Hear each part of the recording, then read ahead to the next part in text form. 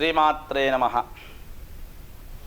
దేవీ శరన్నవరాత్రుల్లో భాగంగా మనకు 9వ రోజు అమ్మవారు మహర్నవమి సందర్భంగా మహిషాసురుడి యొక్క వధ జరపడం వలన మహిషాసుర మర్దిని అనేటువంటి స్వరూపంతో అమ్మవారు మనకు దర్శనమిస్తూ ఉన్నారు. కానీ దేవీ మాహాత్మ్యంలో కూడా 2వ అధ్యాయం 3వ అధ్యాయం అంతా కూడా లక్ష్మీ స్వరూపంగా ఉండే మహిషాసురుడిని వధిస్తుంది. ఆ మహిషాసురుడు కొన్ని వరముల చేత తన రూపాన్ని మార్చుకుంటూ ఎక్కడ యజ్ఞయాగాదులు జరగనివ్వకుండా, దేవతలకు హవిర్భాగం అందకుండా, దేవతల్ని ఋషుల్ని అందరినీ కూడా ఇబ్బంది పెడుతూ ఉంటే అమ్మవారిని ప్రార్థన చేశారు దేవతలందరూ కూడా. అమ్మవారు లక్ష్మీ స్వరూపంగా ఉండి మహిషాసురుడితో యుద్ధం చేసి, అప్పుడు ఆ యుద్ధానికి వెళ్ళేటప్పుడు వారి పుట్టింటి నుండి కూడా అమ్మవారికి అన్ని ఆభరణాలన్నీ కూడా వచ్చాయి. దేవతలందరూ కూడా వాళ్ళ ఆయుధాలన్నీ కూడా ఇచ్చారు. ఆ స్వరూపమే ఈ స్వరూపం కూడా. శివుడి దగ్గర నుండి శూలం, విష్ణువు దగ్గర నుండి శంఖచక్రాలు, ఇంద్రుడి దగ్గర నుండి వజ్రాయుధం, ఇటువంటి ఆయుధాలన్నీ కూడా అమ్మవారికి ఇచ్చి యుద్ధానికి పంపిస్తారు. అట్లానే అమ్మవారికి మంచి మంచి హారాలు, ముక్కు పుడక, కిరీటములు, వజ్రములు, వైఢూర్యములు అన్నీ కూడా హిమవంతుడు పంపిస్తాడు. అటువంటి స్వరూపంతో ఉండి మహిషాసురుణ్ణి వధిస్తుంది. ఎప్పుడైనా ఒక రాక్షసుణ్ణి వధించింది అని అంటే బాగా గుర్తుపెట్టుకోండి, అప్పుడెప్పుడో జరిగినటువంటి రాక్షస కథకి మనకు సంబంధం లేదు అనుకోకండి. మనలో ఉన్నటువంటి రాక్షసుల్ని కూడా మనం నియంత్రణ చేసుకోవాలి. దేని చేత అది నియంత్రణ అవుతుంది? వాళ్ళని చంపలేం మనం, వాళ్ళు పుడుతూనే ఉంటారు, మనల్ని ఇబ్బంది పెడుతూనే ఉంటారు. ముఖ్యంగా 6 కామ, క్రోధ, లోభ, మోహ, మదమాత్సర్యములు అనేటువంటి హరిషడ్వర్గములు అనేటువంటి స్వరూపంలో ఉండి మనల్ని ఇబ్బంది పెడుతూ ఉంటారు.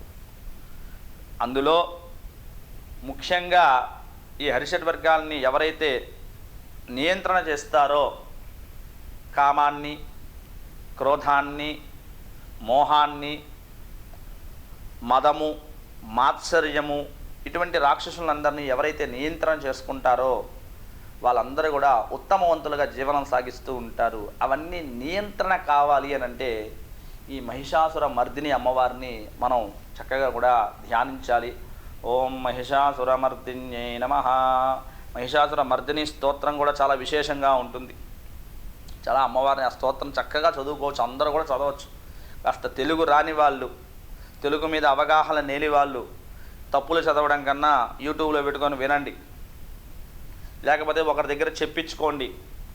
మహిషాసుర మర్దిని స్తోత్రం చక్కగా పారాయణం చెయ్యండి. అలానే ఈ 9 రోజులు కూడా ఒక ముత్తైదువుకు చక్కగా పిలుచుకొని వచ్చి పూజానంతరం మంచి జాకెట్ కానీ, అదేవిధంగా చీర రవికలు కానీ, పసుపు కుంకుమలు ఇవ్వడం కానీ, చక్కగా అమ్మవారిని ముత్తైదు స్వరూపంలో కూడా ఆరాధన చెయ్యండి. ఇంకా విశేషమైనటువంటి అమ్మవారి అనుగ్రహం కలుగుతుంది, నిత్య సౌభాగ్యం కలుగుతుంది, సౌభాగ్య వృద్ధి కలుగుతుంది, ధన సంపత్తులతో తులతూగుతారు. అటువంటి స్వరూపమైనటువంటి మహిషాసుర మర్దిని స్వరూపం మహర్నవమి రోజు చాలా విశేషంగా ఉంటుంది.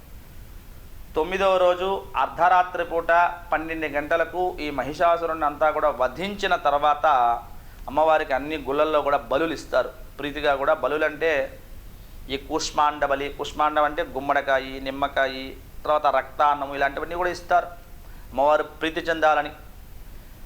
అలాంటి రాక్షసులందరినీ కూడా వధించిన తర్వాత మనకు దశమి రోజు విజయం కలిగింది కనుక, యుద్ధంలో అంతా కూడా విజయం కలిగింది కనుక మహాపర్వదినాన్ని యావత్ ప్రపంచమంతా అమ్మవారి భక్తులందరూ కూడా ఈ విజయదశమిని చక్కగా కూడా పురస్కారం చేసుకొని మహాపర్వదినాన్ని చేసుకుంటూ ఉన్నారు. ఇటువంటి దేవీ శరన్నవరాత్రులు 9 రోజులు అద్భుతమైనటువంటి నవరాత్రులు. మనకు వసంత నవరాత్రులు చైత్రమాసం మొదలు పాడ్యమి నుండి నవమి వరకు విశేషమైనటువంటి నవరాత్రుల్లో మనకు అందులో శ్రీరామ నవమి వరకు చాలా విశేషంగా కూడా ఉంటుంది. అవి ఆరాధన చేయాలి. అదేవిధంగా మనకు గణపతి నవరాత్రులని ప్రస్తుతం లోకంలో ఉన్నది. ఆ 9 రోజులు కూడా చక్కగా గణపతిని ఆరాధన చేయడం అత్యంత ముఖ్య విశేషంగా. దేవీ శరన్నవరాత్రులు అందరూ కూడా ఆరాధన చేయవచ్చు.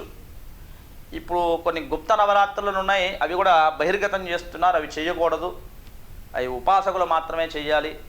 వారాహి నవరాత్రులు, శ్యామలా నవరాత్రులు ఇలాంటివన్నీ ఉపాసకులు చేయాలి.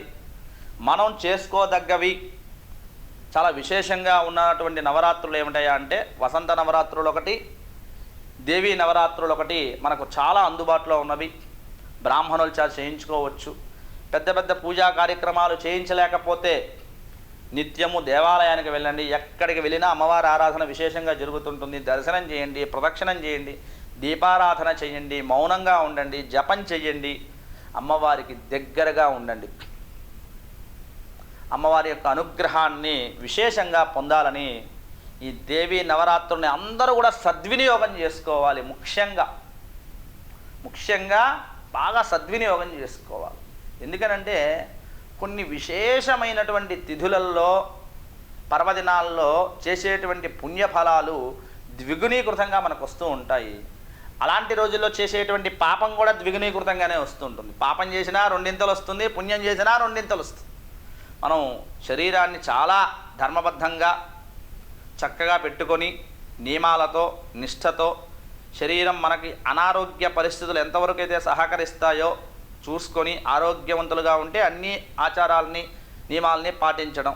కాస్త అనారోగ్యవంతులుగా ఉన్నారనుకోండి, కాస్త అమ్మవారికి ఒక ప్రాయశ్చిత్తంగా ఒక నమస్కారం చేసుకొని ఎంతవరకు చేయగలుగుతారో అంతవరకు ఉండి చక్కగా అమ్మవారి అర్చన చేసుకుంటూ ధ్యానం చేసుకుంటూ జపం చేసుకుంటూ చేయండి. లేదా ఎక్కడైనా మేము ఇలా చేస్తున్నటువంటి దేవీ నవరాత్రుల్లో పాల్గొనాలి అయ్యా, మేము ప్రత్యక్షంగా పాల్గొనలేకపోతున్నాం చేయలేకపోతున్నాం అంటే పరోక్ష సేవలు చాలా ఉన్నాయి. ఇప్పుడు శ్రీశైలంలో ఉన్నాయి, చాలా చోట్ల ఉన్నాయి, మేము కూడా చేస్తూ ఉన్నాం. మమ్మల్ని కూడా సంప్రదించవచ్చు. చక్కగా కూడా మీ గోత్రనామధేయాలతో అయ్యా మాకు ఈ కామ్యం వల్ల మేము ఇబ్బంది పడుతున్నామంటే ఆ 9 రోజులు కూడా ఆ కామ్యాన్ని మీ గోత్రనామధేయాల పక్కనే చెప్పడం జరుగుతుంది. అమ్మవారి అనుగ్రహం చేత మీరు అనుకున్నటువంటి కామ్యాలన్నీ కూడా తీరి విశేషమైనటువంటి అమ్మవారి ఉపాసనను ఇంకా బాగా చేయాలని కోరుకుంటూ ఈ దేవీ శరన్నవరాత్రుల యొక్క ముఖ్య ఘట్టాన్ని మీకు తెలియపరుస్తూ ఉన్నాను. శుభం భూయాత్.